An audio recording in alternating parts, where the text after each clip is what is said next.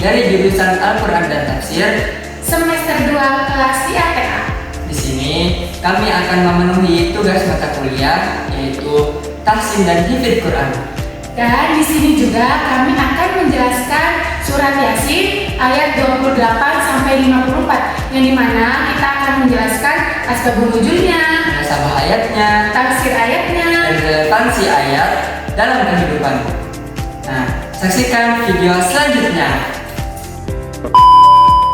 Di sini saya akan menjelaskan surat Yasin ayat 28 sampai 32, yaitu yang dimana asbabun nuzul ini menjelaskan ayat sebelumnya, bukan menjelaskan bahwa ada berita baru atau peristiwa baru untuk ayat ini.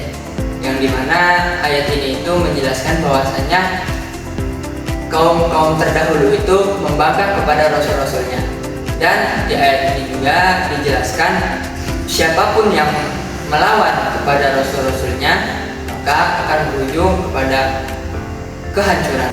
Di ayat 33 hingga 34 itu belum ada asbabun nuzul yang spesifik, akan tetapi ayat tersebut biasa digunakan sebagai dalil rasionalisme menggunakan fenomena alam untuk membantah pemikiran-pemikiran orang-orang yang mengingkari hari kebangkitan. Ayat 45 sampai 47 yang dimana kaum musyrik itu yang bersifat kikir dan dia tidak mau bersedekah.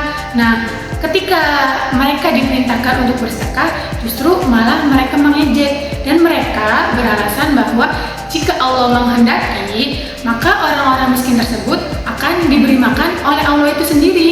Dan mereka menggunakan alasan takdir Allah untuk menolak perintah kebaikan tersebut.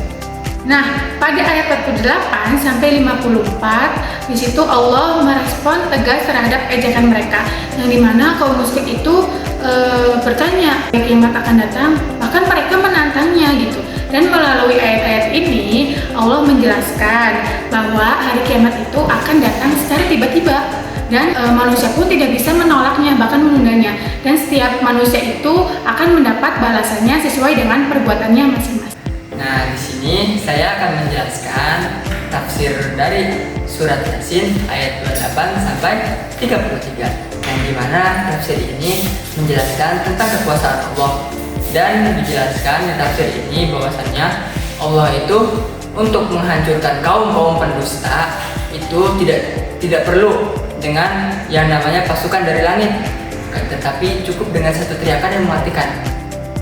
Dan nanti di akhirat kelak yang namanya penyesalan itu sudah tidak berlaku lagi, dan manusia di akhirat kelak pasti akan dikumpulkan dan nanti juga akan dihisab pertanggungjawabannya. Dari 31 sampai 40 ini Allah menunjukkan kuasanya dengan nampaknya fenomena alam yang biasa kita lihat sehari-hari, yang bagaimana Allah tampakkan kekuasaannya dengan Allah ciptakan yang namanya bumi yang tadinya mati menjadi subur, menciptakan segala sesuatu yang berpasang-pasangan seperti manusia, dan Allah tampakkan orbit yang secara teratur matahari dan bulan, dan Allah tampakkan dan Allah atur pergantian siang dan malam yang begitu rapi.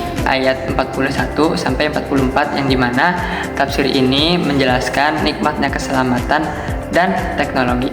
Nikmatnya keselamatan ini menceritakan bahwasannya umat manusia, pendahulunya manusia, kakek moyang para manusia itu diselamatkan oleh Allah di kapal Nabi Nuh dari banjir yang besar. Nah, teknologi ini Allah memberikan kemampuan manusia itu untuk menciptakan teknologi modern. Di sini bahwasannya bukti adanya rahmat Allah.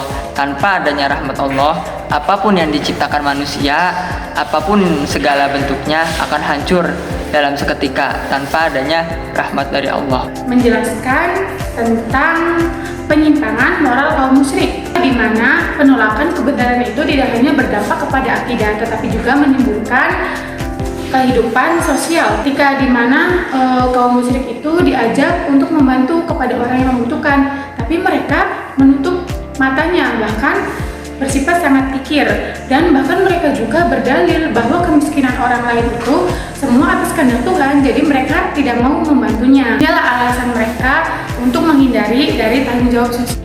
Nah, selanjutnya pada ayat 48 sampai 54, disitulah dijelaskan tentang keadilan dan kepastian hari kiamat. Sebelumnya orang musyrik itu meragukan dan menanyakan kapan sih hari kiamat itu akan datang. Tetapi Allah menegaskan bahwa hari kiamat akan datang itu secara tiba-tiba. Dan bahkan ketika manusia sedang sibuk dengan urusan dunia gitu, nah barulah di situ manusia menyadari bahwa janji Allah itu selalu benar. Setelah itu manusia dikumpulkan di padang mahsyar untuk diadili secara adil, dan setiap manusia pun akan mendapatkan balasannya masing-masing sesuai dengan perbuatannya. Akan menjelaskan relevansi surat Yasin dari ayat 28 sampai 54, dan relevansi ini ada beberapa poin yang salah satunya akan saya bahas itu tentang sains, yang dimana dari sains ini sudah terbukti fakta-fakta ilmiah tentang adanya tata surya, alam semesta, dan lain-lain. Dan harusnya dari fakta-fakta sains ini manusia itu imannya bertambah kuat dan semakin yakin tentang adanya Allah Subhanahu wa taala dan bukannya berpaling dari Allah Subhanahu wa taala. Dan poin yang kedua dan yang ketiga. Yang kedua itu tentang kita tidak boleh bersifat sombong dan menolak kebenaran. Biasanya sifat menolak kebenaran itu munculnya dari diri kita merasa paling benar, dan karena kedudukan, dan juga karena kepentingan dunia. Nah, sifat ini juga pernah menjadi kesalahan besar bagi umat terdahulu yang pada akhirnya membawa mereka dalam kesesatan. Oleh karena itu, kita harus memiliki sikap kebenaran yang terbuka, dan kita juga harus bisa menerima nasihat dari orang lain. Dan yang ketiga itu ada pentingnya kepedulian sosial.